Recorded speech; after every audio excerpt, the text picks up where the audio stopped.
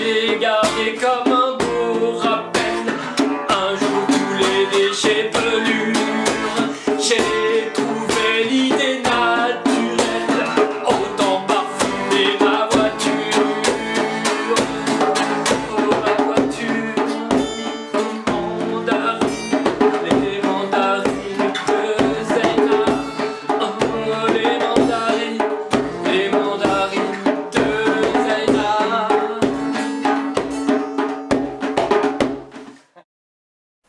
Dans le label Magic Funky, on a la chance d'avoir Xavier Donat. Xavier Donat, un artiste qui est très surprenant pour ses différents styles choisis. Des styles qui, pour moi, s'approchent du folk. Et puis des textes surtout, écrits d'une façon vraiment très bonne. Très bien. Alors, quelles sont les différentes inspirations? Je crois que tu as pas mal voyagé. Et dans tes voyages, tu as peut-être réussi à avoir des styles. Quand on voit les styles que tu as pu choisir, on se dit que ça vient forcément d'autres horizons. Au niveau musical, moi j'écoute vraiment de tout. J'ai vraiment un style très hétéroclite qui va de Nina Simone jusqu'au rap d'aujourd'hui. Donc, et en passant par toutes les étapes. Parce que, voilà. Mais quand je te pose cette question, j'écoute aussi beaucoup Brassens. Je pense par exemple à une musique où tu utilises beaucoup de langues différentes, de l'italien, de l'anglais, du français et même une langue africaine. Oui, Afar, c'est la langue Afar. En fait, ça c'était lors d'un voyage à Djibouti, tout près de l'Éthiopie. Voilà, donc j'ai pu discuter et échanger avec des personnes Afar. Et j'ai eu envie d'immortaliser le moment en écrivant ce texte pour une chanson.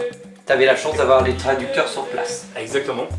Et donc on a pu faire ça. Et puis c'est vrai que moi ce qui m'intéresse c'est vraiment la diversité chez les êtres humains, sur la Terre. Ce qui m'intéresse le plus c'est la diversité, c'est ce qui me touche. Ça parle beaucoup de partage.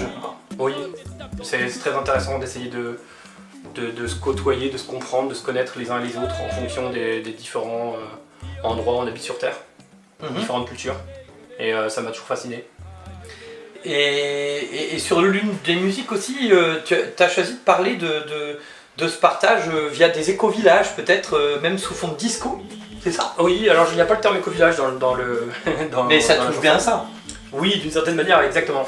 Mais à ce moment-là, c'était une chanson qui a été écrite déjà il y a 4-5 ans. Et je ne prononçais pas encore trop le terme éco-village à cette époque-là. Mais il y avait déjà ça en toile de fond, en effet. Et donc, sous fond de disco, pourquoi? Disco, ça c'est pas mon fait là, c'est parce que je travaille avec des musiciens. et quand je propose des textes, il y a des fois j'arrive avec des mélodies sur certaines musiques, mais avec cette musique-là, je voulais faire un truc un peu barré. Je l'ai écrit pour que ce soit un peu barré, mais je savais pas de quelle manière ça allait être barré. Et puis grâce à toi, n'est-ce pas, puisque t'aides beaucoup, puis à Franck, mais quand je t'avais montré déjà à l'époque, il y a déjà 3-4 ans, t'étais parti sur un truc un peu disco, tu m'as dit ça faut le faire en disco. Et ça m'avait pas échappé. Donc là, quand je t'ai proposé le texte et qu'on a commencé à travailler il y a 3-4 mois, je t'ai rappelé ce que tu avais fait, que j'avais enregistré. Il y a aussi une musique où c'est très intime, on parle de blessures profondes, intimes. Tu prends d'ailleurs une voix plus grave pour le faire. Excepté pour les couplets où ça ressemble à du Jean-Pierre Madère. C'est vrai pour moi. Qu'est-ce que tu peux nous dire sur cette façon d'exerciser les choses les plus intimes? C'est le titre Expire. C'est vrai que à la base c'est des poésies, parce que j'écris beaucoup de poésie. Et il y a des musiques quand même où j'écris pour des chansons, et d'autres c'est des poésies qui sont adaptées en musique. Et c'est vrai que cette musique-là, ça part de la poésie sans doute la plus triste que j'ai écrite des derniers temps. À un moment donné où j'avais vraiment besoin d'exorciser certaines choses. Pourtant, si on n'écoute pas les paroles, certaines blessures. Et justement, j'allais en venir. Et le fait de l'avoir chanté de manière un petit peu comme, je sais pas, une balade un peu bretonne, je sais pas, ça me fait penser un peu à ça, avec des sifflements derrière. Et je trouve que ça la rend beaucoup plus profonde quelque part, parce que diverse entre les paroles et... Il ressort un drame d'une manière différente. Oui, voilà. Et c'est peut-être, le message derrière, c'est peut-être que justement quand on vit des choses difficiles, peut-être que le mieux c'est de les dépasser avec humour ou quelquefois avec légèreté. C'est ça que Ça veut dire. Il y en a une où tu parles de temporalité sous des sonorités un peu où tu sors complètement de la gamme, où tu pars dans des mélodies, je dirais pas dissonantes, mais complètement hors des codes. Ah Ça oui. ressemble à du Barbara un peu, pour moi. Alors tu parles de laquelle là? Tu parles de. Le chemin faisant. Ah ok, le chemin, oui. Le chemin. Là, tu parles de temporalité, d'espace-temps. Oui, exactement.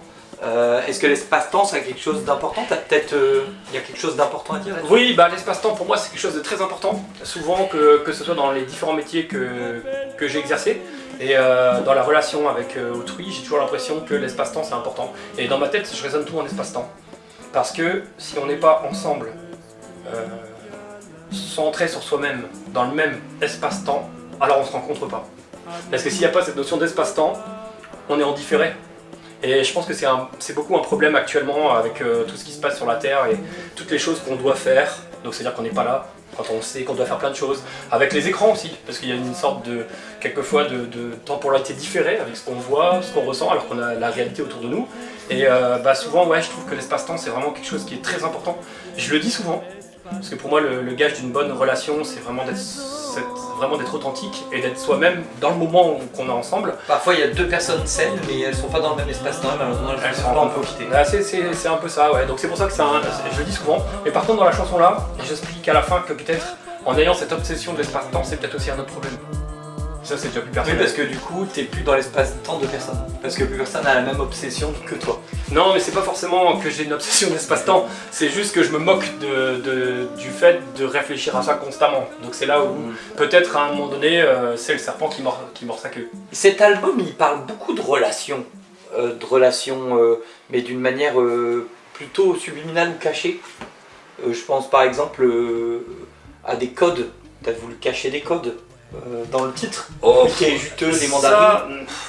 Ça, de toute façon, j'écris depuis l'adolescence, il y a beaucoup de codes dans ce que j'écris. Dans tout ce que j'écris, il y a plusieurs lectures souvent.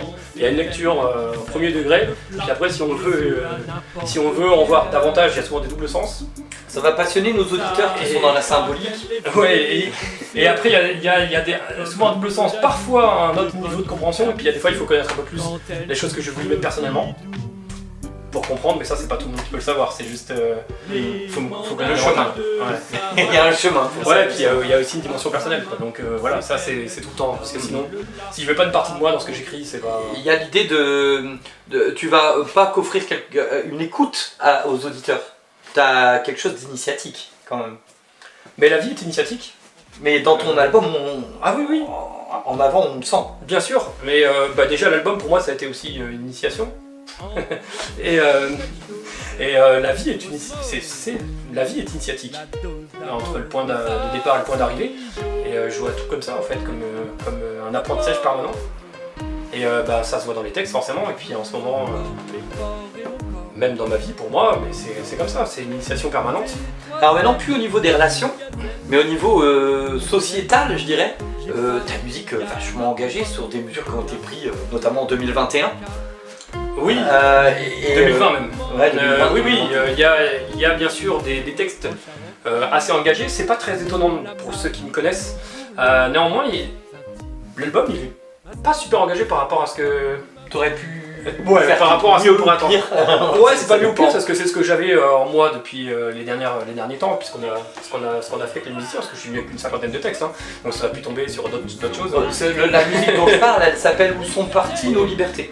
Et tu crois qu'elles sont parties où alors?